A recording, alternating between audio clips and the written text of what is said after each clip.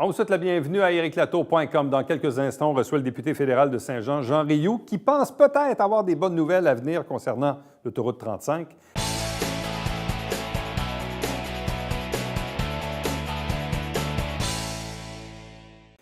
Petit blitz d'actualité politique fédérale avec le député de Saint-Jean à la Chambre des communes, Jean Rioux. Bonsoir et bienvenue.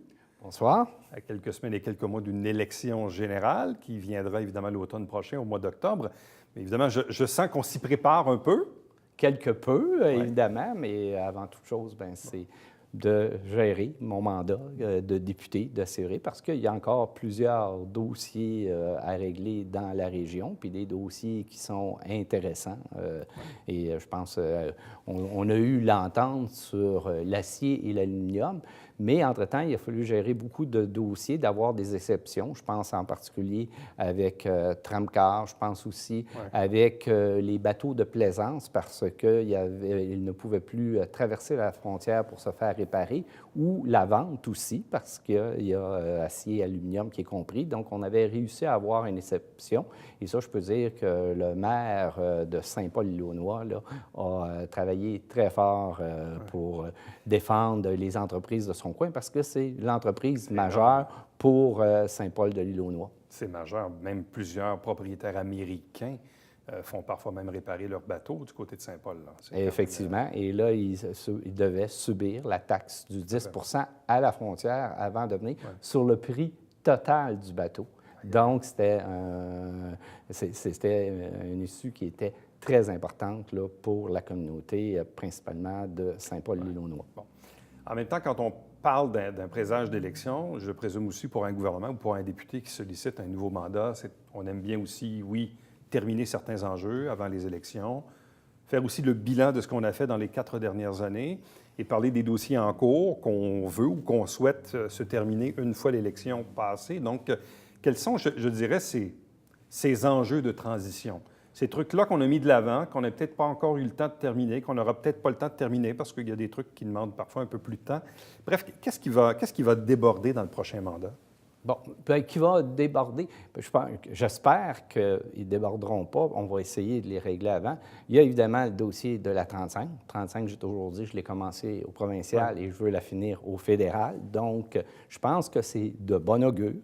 Il y a aussi le dossier du dédouanement à l'aéroport qui est important pour les industries de la place puis pour le développement de notre région.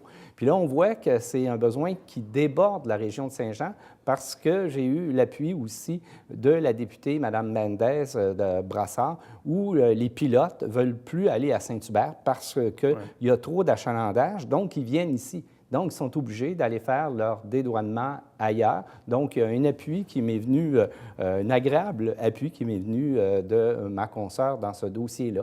Il y a un dossier aussi qui est important. Ce matin, j'étais à Montréal avec la ministre Joly qui a annoncé un nouveau programme touristique. Et on sait qu'il y a un projet qui est majeur dans la région, le développement de tyroliennes et aussi de bateaux électriques sur la rivière, de bicycles électriques. Donc, les nouveaux critères, on semble être très éligible. Et jeudi, on va avoir une rencontre avec le maire de Saint-Blaise, le maire de Sabrevois, Isabelle Charlebois de l'Office du tourisme, ainsi que le député provincial, M. Lemieux, pour essayer de voir si on n'est pas capable, parce que les fonds vont être disponibles dès cet été. Ça, c'est un enjeu aussi qui est important, c'est l'industrie touristique, c'est l'industrie qui se développe présentement, qui a le plus haut pourcentage de développement. Bon. Parlant de l'autoroute 35, parce que à toutes les fois où on s'en est parlé, le discours officiel était toujours, nous, au fédéral, on a déjà dit qu'on était d'accord. Dans le fond, on n'est pas un peu en mode attente de ce que le provincial va finir par décider. Il y a eu un changement de gouvernement avec M. Legault, nouveau ministre des Transports, M. Bonnardel. Est-ce que là, dans le fond, c'est un peu toujours le même discours, c'est-à-dire que le fédéral dit oui, mais on attend à ce que Québec se branche? Bon, les négociations vont bien avec le gouvernement provincial, au point qu'on sait qu'on va avoir la visite du ministre Champagne, qui est le ministre des Infrastructures à Ottawa, qui vient ici le 10 juin pour un déjeuner. Et les souhaits que je fais, j'espère qu'il va y avoir des bonnes nouvelles pour nous. Donc, je sais qu'il me dit que les négociations vont très bien avec Québec dans ce dossier-là. Bon, parlant du 10 juin et de la visite de votre collègue ministre fédéral Champagne, donc, outre la 35, là, qui visiblement va être un enjeu ou un sujet de discussion, quels sont les autres sujets que vous souhaitez voir amener avec la visite du ministre cette journée-là? Il va venir nous parler des différents programmes d'infrastructure. On sait que pour le Québec, c'est près de 8 milliards de dollars. Et on est chanceux là-dedans parce que dans la distribution, on a eu 25 de l'ensemble du programme d'infrastructure, puis on est 23 de la population. Donc, ça, c'est un atout. Il va aussi nous parler du fonds de la taxe de l'essence qui a été doublé. Pourquoi? Parce qu'on voit là, que les programmes, puis vous venez de le dire, là, que Québec tarde là, à inscrire ces programmes-là, les formulaires, les villes attendent. Mais on a mis rapidement des fonds qui sont disponibles, que les municipalités vont pouvoir se servir parce qu'on souhaite qu'il y ait de la construction cet été, qu'il y ait des projets qui se fassent. Et là-dedans, on regarde si on ne pourrait pas aller chercher pour le fameux projet des tyroliennes entre Sabrevois et Saint-Blaise, si on ne peut pas aller chercher de l'argent dans ce programme-là.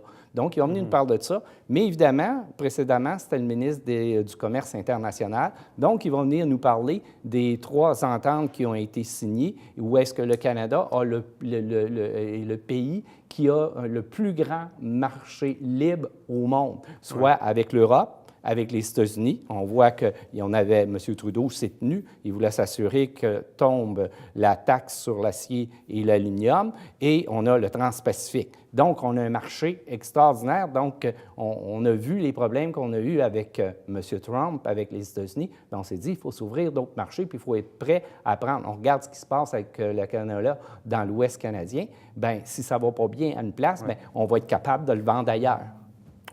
Là, en même temps, quand on regarde les projets à venir, bon, vous dites le ministre Champagne va être parmi nous le 10 juin, mais est-ce qu'il y a d'autres visites ministérielles à prévoir d'ici le mois d'octobre, d'ici les élections? Fort probablement. On va être en élection, donc on devrait avoir d'autres visites dans le comté. Le Festival des Montgolfières est toujours un moment propice. Et où est-ce qu'on sait l'achalandage qu'il y a là? Bien, je pense que c'est Vous avez dû faire 2-3 demandes, je présume.